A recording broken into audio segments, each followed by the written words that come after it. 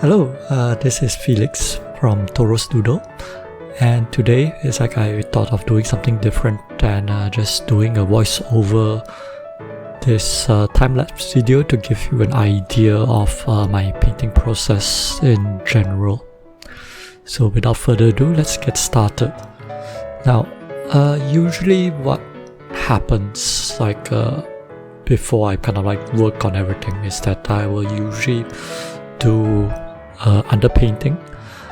Usually it's and you can actually see it's even before I started the painting process, you'll actually notice there are some traces of color pencil, watercolor pencils underneath it, because it's usually this would give me a rough idea as to what are the fur patterns are and whatnots. And right now you can see me trying to plan out just plan out what would be my colors for this painting. And for the purpose of this painting, which is Fenrir from Tokyo Afterschool Summoners, his fur is primarily blue, and more often than not, if you're given multiple choices of blue, you would just need to decide one that is the primary one that you're going with. And in this case, it's I decided for this painting I will go with ultramarine blue. And the reason why is deciding on a primary color is important is that everything around it, because it's Fenrir is a blue wolf, and pretty much and that's the most dominant color in the painting. A lot of the color choices will be relative to that dominant color. So it's usually I will go in and I start to paint a very light pass. It's a light pass just to just denote the areas as to where the blue would be. Now during this phase is this is also the time when as you start to color in the underpainting, I will start to develop some sort of intuition as to my plans. In this case, it's what kind of setting it is going to be, what kind of lighting conditions it's going to be, and so on and so forth. So in this case, I'm going much more of sunshine in a park kind of scenario. So it's so I kind of have to keep a conscious effort to make sure that all the colors that I have picked are more or less leaning towards much more of a warmer side. And I'm just making it, and pretty much I'm just being conscious about it. Now, at this phase of the painting, actually, I haven't really thought through about what the colors of the clothes is going to be. Well, despite the fact that it's in the official art, or one of the official character design arts, I think he usually prefer darker clothes, usually predominantly dark greys or blacks or purples. But I kind of decided against this while I was just planning. It's planning the colors out, because I kind of wanted a much more sunshiny vibe to it. Though I would admit this, putting it in a much brighter shirt makes him looks some sort of middle-aged uncle working out in the park. Now in this case, it's technically, in a scenario like this, it's you think that it's it's a white singlet, so it should be white, right? But but if you keep it white, it's it doesn't really distinguish itself from the background, and it's looks boring, and you have to so it's taking that into consideration, I decided for light blue in this scenario. So, and it also keeping in mind that it's in a realistic lighting scenario, actually it's colors just bounce off each other a lot. So it's like you kind of want to accentuate, like the sky of the blue. It's like the shirt kind of gives you the vibe of like the sky, the color of the sky, like bouncing off like the shirt itself. And right now I'm painting the pants. Originally I was thinking of going with a green color, but as I was going with this Viridian green, I kind of don't like the color combination. I decided to go with brown at the end.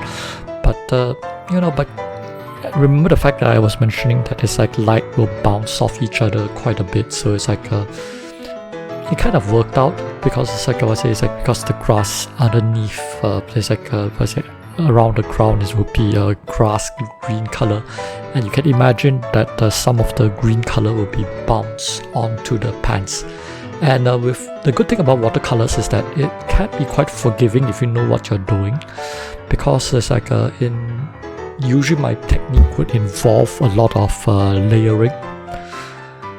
So it's like even if without layering, actually it's like you can always kind of fix your mistakes by just reactivating the paint underneath. Is like reactivating the paint with water, then use a paper towel and just lift out the paint essentially.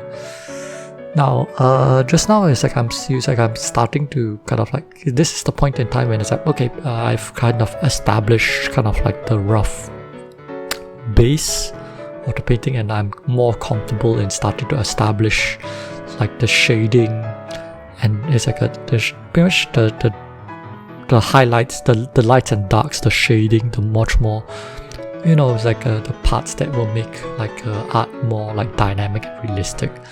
So when I was starting out, I was just kind of just testing out a few colors as to like what my shadow colors would be like.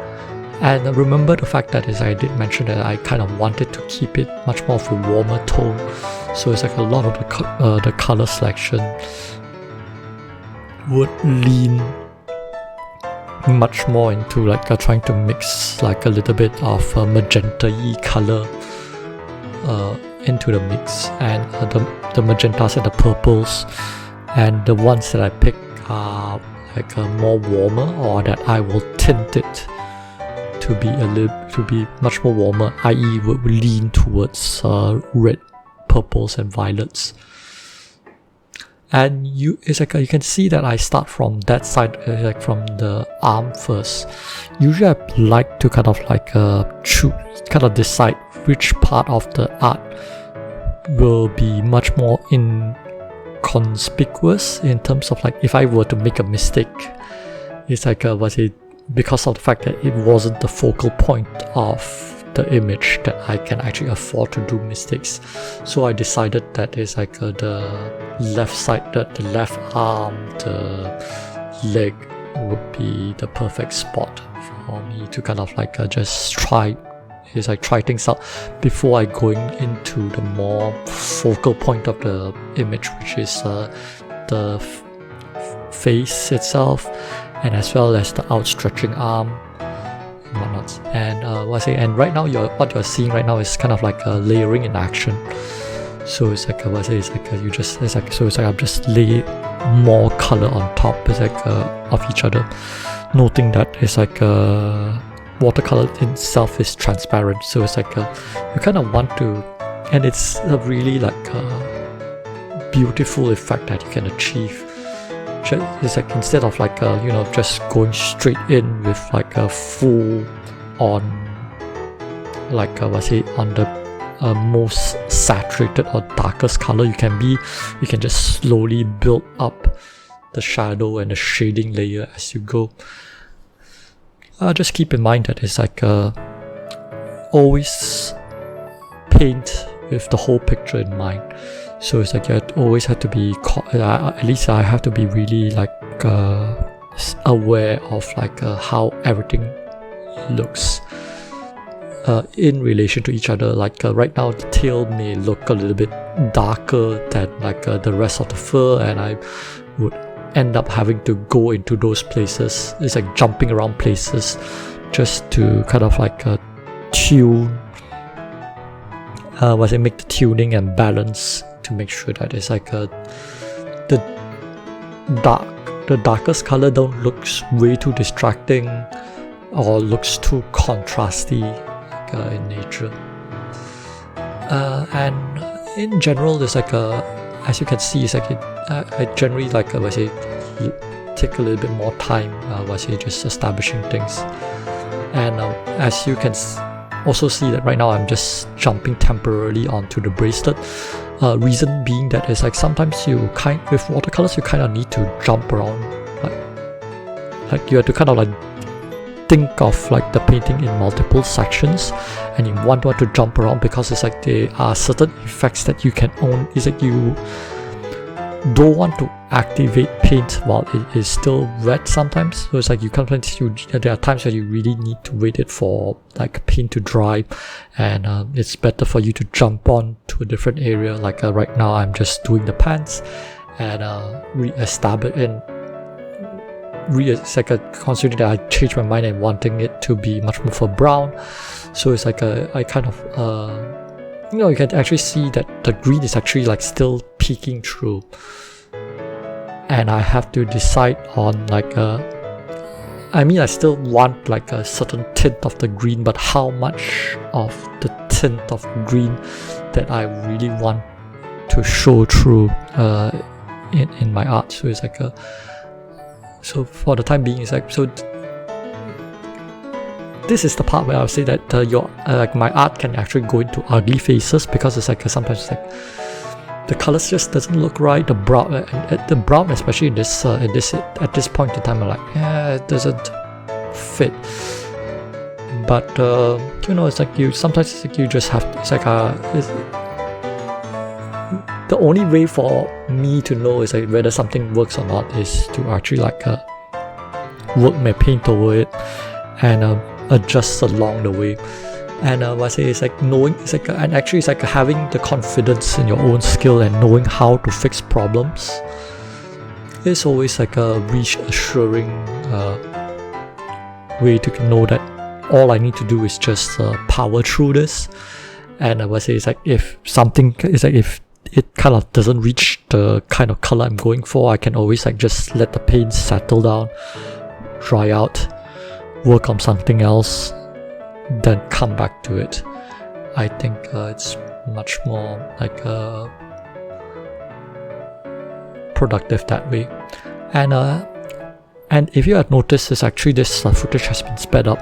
You can actually note the time that I spent painting on the timer on the top right hand corner, which is like at this point I've been painting for like an hour and 20 minutes ish. So it's like it's like it's like it does take this, like sometimes it's like it's like for you to achieve, it's like at least when I paint it's like a much more deliberate. I can be a little bit fussy with my colors in general. Okay, so I think it's like at this phase, this stage of the painting, actually it's like this is the part where it's like I'm much more confident, it's like ready to go into details, the detailing, and really like let my it's like do a lot of to really establish and really like ground the whole piece down. So in this case it's like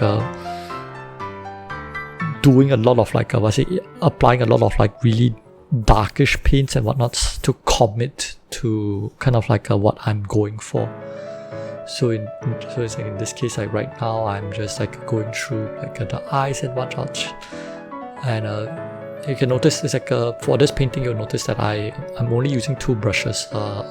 This one is like I think this is a size 2 round, which I like to do details with, and my main paintbrush is a size 6 round.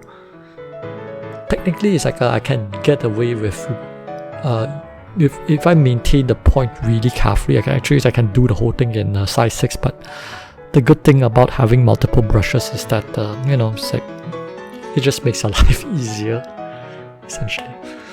So right now it's like I'm just going through like the lightest part, the shadow parts of the fur, like through it's like a technique called glazing, which is I'm really diluting the paint down to a very tea-like consistency, and going through and pretty much just go through it, because I don't, it's like just making sure. Okay, and you can notice that it's like just so that I'm a little bit more careful, I always like have another piece of like a paper napkin with me, so that I can just lift out the colors if something just goes a little bit too dark. It's like it's one of those very like a nice convenient things to have, like while it's like we are working with watercolor, at least during the times when I'm feeling a little bit more tentative and I kind of just want to try things out a little bit before I fully like commit to like a specific tone or shade of my paint mix. I do apologize of it's like at this stage of the video where it's like because I was painting in natural sunlight for the first time, and I didn't expect that it's like the fluctuation of the light, the natural light, could like overblow some of my my whites. So it's like I do apologize on that, but I do hope that it's like it does come true in the end. Right now it's like this is the part where I kind of would struggle a little bit, because it's like I'm working around the armpit area, and with the armpit fur being like quite, it's like what I decided to be a very dark blue kind of tone. It does kind of like I also kind of don't want to draw attention to it as well. So it's like I kind of want it to be dark, but not too dark to a point where it's like it distracts the whole thing. So it's like it's like same thing. If I'm not sure, I will always just jump around to a different portion of it, and once I establish a certain degree of confidence, and I can use that region as a reference point, and I will go back in. Then I will just go back into the places where I'm much more like it's like that I'm not confident at first. Now I'm adding a little bit of yellow over here, also just to show that it's like a a morning glow, kind of like sunshine kind of thing, but also it will also establish some interest because of color variety. So it's like just glazing it a little bit, and I really like that kind of like a subtle like color touches to go with, which makes things more interesting.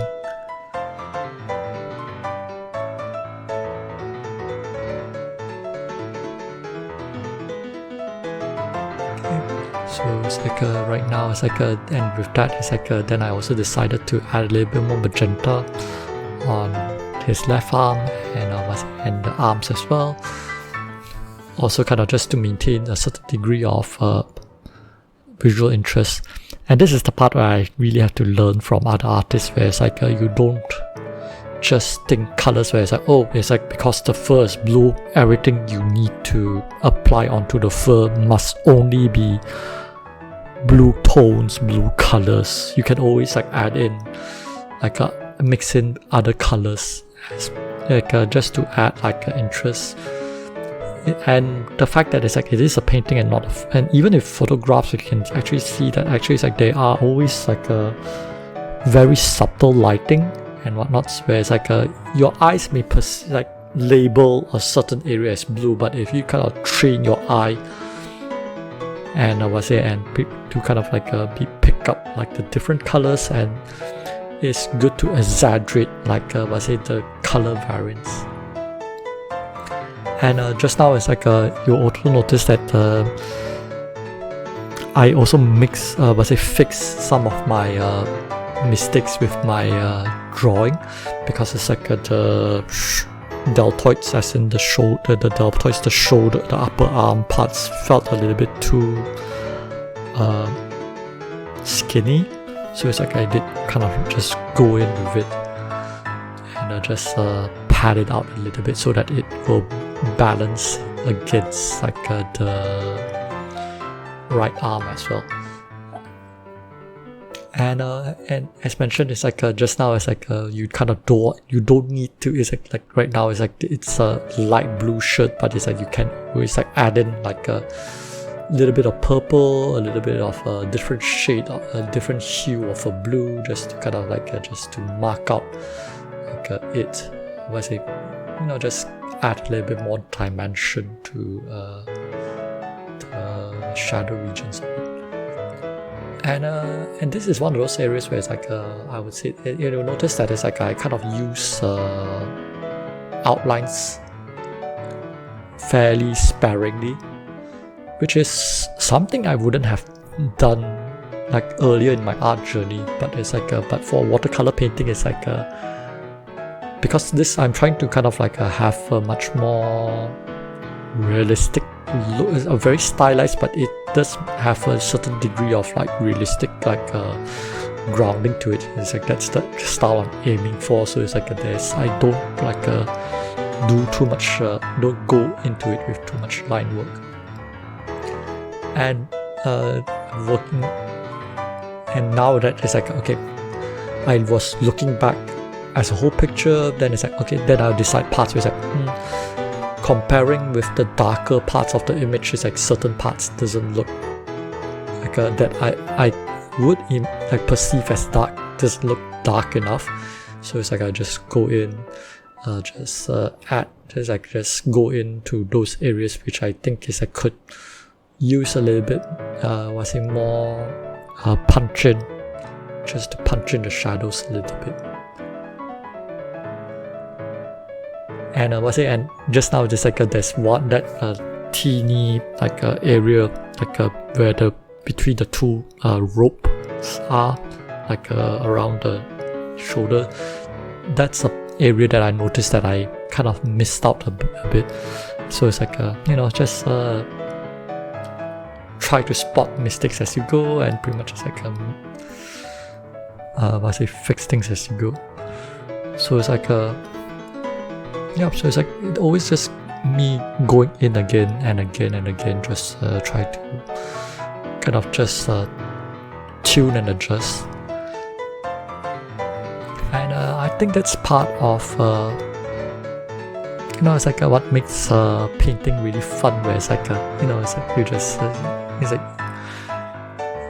there's always like a room like to kind of like tune and adjust. It's like and it's like I think that's part of the fun of it. So right now it's like I'm just darkening up like certain regions, and it's like the layering does bring a lot of dimension to it. Yeah, time consuming, yes, maybe not as watercolor-y. It's like, well, when people think of watercolors, it's like usually people would associate with like a much more like confident strokes, wet and wet. But my style is much more predominantly wet on dry. So it's like so with kind of like the because I kind of wanted a lot more like a texture, it's like a textury look on kind of like the fur patterns and whatnots. While something like a wet on wet technique is like it's much more better for, it's like if I wanted a much more flatter effect.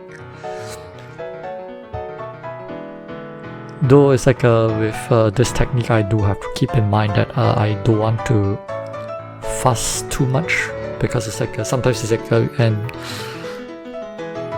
not causing an area to look like too overwork, where it's like there's way too much brush strokes and whatnots, which will detract from the overall picture. But as mentioned, it's like there is means to correct it.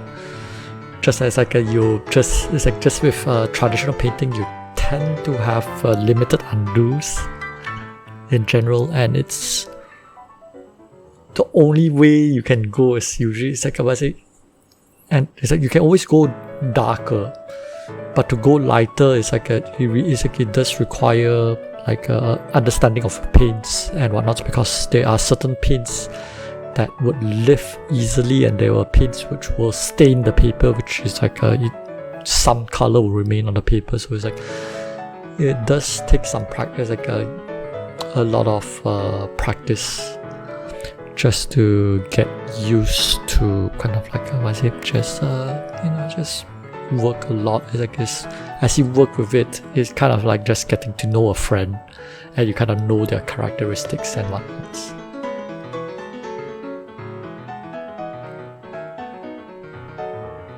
And at this point, it's like I'm quite happy with the main image, and so it's like now I'm just working on kind of like a lot of the environmental detail, and a lot of the kind of like decisions on lighting and whatnot come into play.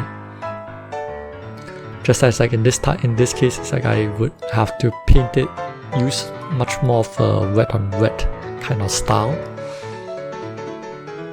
Just to create flat colors, because it's like it is a solid object. I added a little bit more like outline in this case, but I think I did end up adding other colors to kind of like dial it back in a little bit. So yeah, it's like it's much easier. It's like working on these kind of like little objects does add to kind of like the environmental storytelling of it. So it's like it is something that I really like enjoy drawing as well. Then going back, it's like wanting to add like a little bit more like shadow details, or like reflective light stuff. So this one I think is like the primary color. It's like if you kind of want to kind of like just give it a go, the blues is mostly ultramarine blue. The yellow is like, I think it's much more closer to a neutral yellow. I can't recall what's the name of the pigment. The beans themselves, it's the beans and the nose will be much more umber, it's like or sepia colors. Then there's like the pants, it's like it's mostly burnt sienna. It's mostly a burnt sienna, but I do mix in a little bit with Indian red, but I think a burnt sienna would do. And with the fur tones, it's like I did use a little bit of I use a Davies grey, which is a much more green. It's like a grey with a greenish tone to it. And and yeah, it's like and I think that's pretty much like the few, and pretty much just like the tattoo like on the face. It's like it's mostly Payne's grey. And with that, it's like the image is done. And do let me know, it's like do you like me to do like a more voiceover narrations like this? And I will see you in the next video. Okay, bye.